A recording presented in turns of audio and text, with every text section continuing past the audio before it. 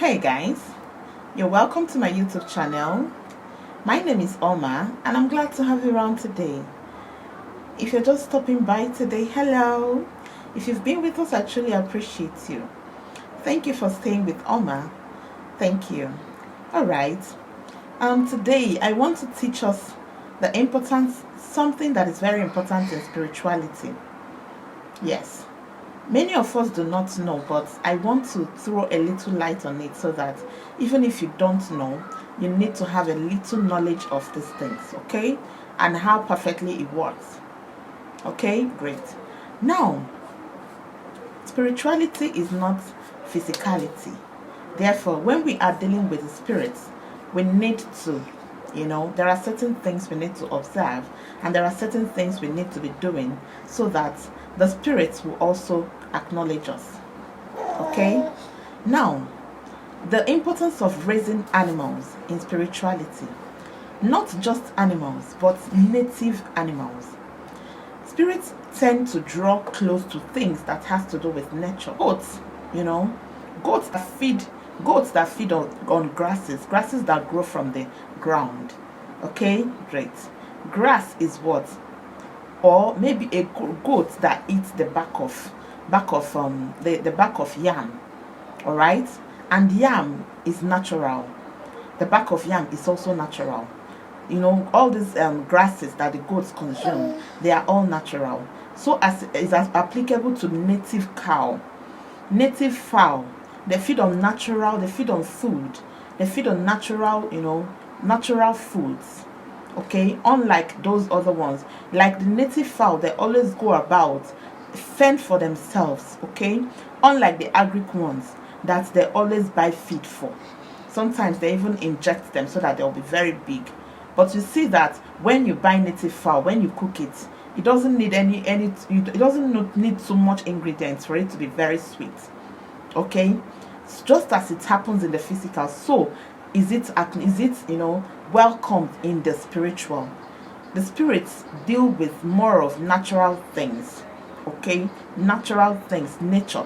When we talk about nzu, white chalk, all these things, when we talk about white chalk, when we talk about sand, when we talk about native fowl, when we talk about native egg, they are all spiritual. They are all the things that can help us to boost our spiritual lives. Okay, now that will take me back to the topic of today.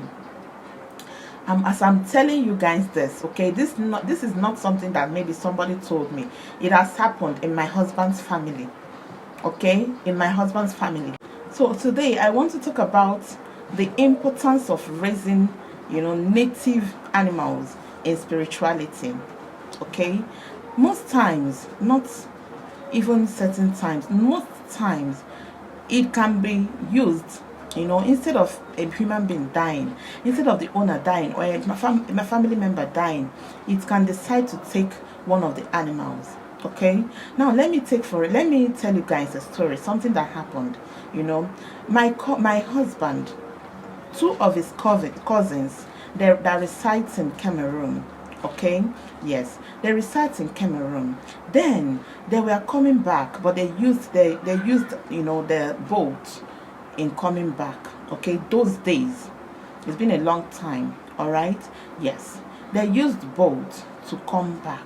Okay, yes, so the boat capsized. All right, and they wanted to get drowned. In fact, both of them entered inside the sea. All right, both of them entered inside the sea, but one person died immediately, while the other one was able to get hold of something inside the sea. All right, to get hold of something inside the sea and was holding it. Immediately that thing was happening, people were trying to come and rescue them, to come and do something, but they couldn't do anything. Immediately that thing happened, his native goat in the village died. He was raising a goat, native goat. One of his native goat died, and he was able to get help, and he came back. He came to life, and he was alive, and he never died.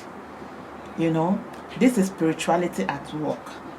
If the other person that drowned and died, he was never raising any of the animals, okay? But this animal was taken in spirituality, in place of that head that was supposed to go. All right, so I want to encourage us to start rearing some of these things, native fowls, native goats, whatever it is that you can lay your hands on. Try and raise it, because it works in spirituality. This is not the first instance, this is not the second. I also have another instance of a brother. This one is very close to us. We call him a brother because he's a friend that turned to brother. He's raising those things, and he was involved in an accident. He was the only person that survived in that bus.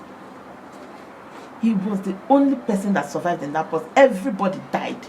And immediately that thing was happening, his fowl died. His native fowl died. They brought the fowl to his house, and was like, the fowl went to go and look in search of food and all that. Nobody knew how it happened, but the fowl died. It was a boy that was working and said, this looks like this person's fowl. They brought the fowl to the house, and the guy immediately started calling the guy on phone. The guy was not picking his call. It was later because the guy was really unconscious, okay? So it was later on that the guy now picked and told them what happened. They now told him that, see, that's why this thing happened. So this is why this fowl died.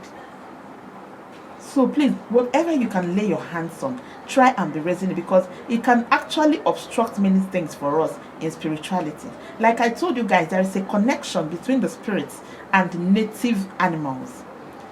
Yes, like I told you that what the spirits feed on is what? Blood.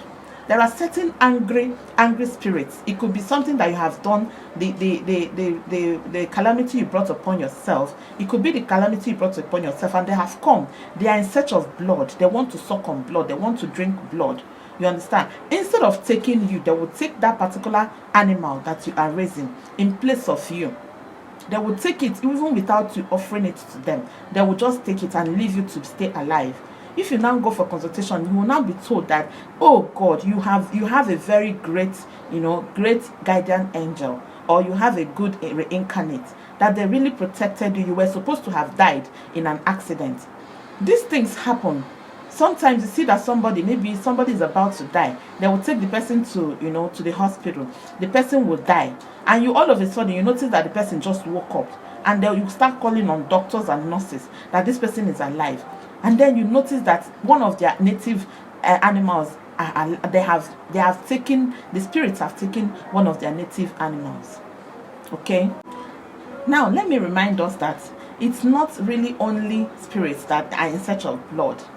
It could be that someone has tried to attack you spiritually, and they want to deal with you and kill you. They want some spirits. They have projected a spirit against you to suck on your blood, to feed on your blood. And you will see that those animals that you are raising that are native, they will just go in place of you. They will go in place of you. These things happen. These things are real. This is not fairy tale. This thing has happened. It has happened to my husband, and it has happened to our family friend turned brother. We used to call that man brother because of how kind he is and how close all of us are together. If I start telling you guys stories of these things, it would take a lot of time. But I just have to tell you that whatever you can raise your hands on, it could be, just try and do something natural. Be very close to nature. Even if you cannot raise animals, try and put some plants up. You will notice that there is no dry season whatsoever. You see that one plant has dried. Haven't you noticed that? Don't you know that there is a war in the spirituality? There is a war in the spirits, and they decided to use that your plant, because you can also use crops as sacrifice. It's not only animal. You understand? You can also use crops as sacrifice in the spiritual realm. It depends on what you have to offer. But there are some ones that require, the extreme ones, the deep ones that require that you give animals as sacrifice. Okay? It could be plants, it could be anything, but just make sure that you are very close to nature. It could be your tree that can be sacrificed. It could be tree. Sometimes you just come out and see that a tree has dried on its own and all that. This has to do with spirituality. It could be a projection. It could also mean that you are is your time, or maybe they want to take you, or maybe they want to feed on your blood, or maybe they want to cause one trouble or the other, one problem or the other for you. And then these plants, these trees, these animals will just sacrifice themselves before, as in without you getting hurt. They will sacrifice themselves, okay, so that you will stay alive. All right, this is the connection between man and native animals in spirituality. All right, they can be lovable, you know. Native animals can be lovable. They can sacrifice themselves. They can be sacrificed so that you'll be safe. All right. Okay, guys, this is what I said. Let me come and teach you guys today. All right, for those of you that are not aware of this, you can start doing something about it. Okay, thank you. If you are just stopping by today, I thank you so much. All right, if you're an old subscriber, thank you so much.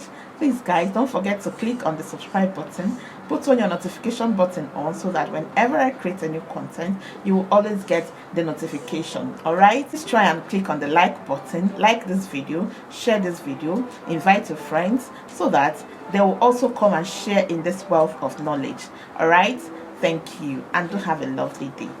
Bye.